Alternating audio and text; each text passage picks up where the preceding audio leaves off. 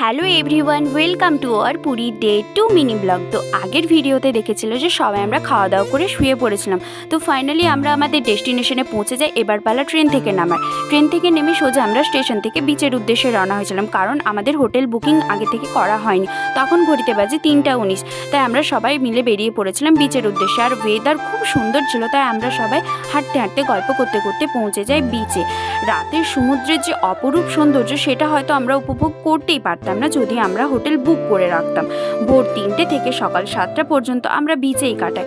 সকালের সূর্যোদয়, সকালের ঢেউ, সকালের সমুদ্রের যে অপরূপ সৌন্দর্য, সেগুলো আমরা খুব ভালোভাবে উপভোগ করেছিলাম। এরপর স্যাররা গিয়েছিলেন হোটেল বুক করতে, আর আমরা সবাই বসেছিলাম বিচের পাড়ে। তো ফাইনালি আমাদের স্যার হোটেল বুক করে নিয়েছিলেন। এবার আমরা যাচ্ছিলাম হোটেলের উদ্দেশ্যে।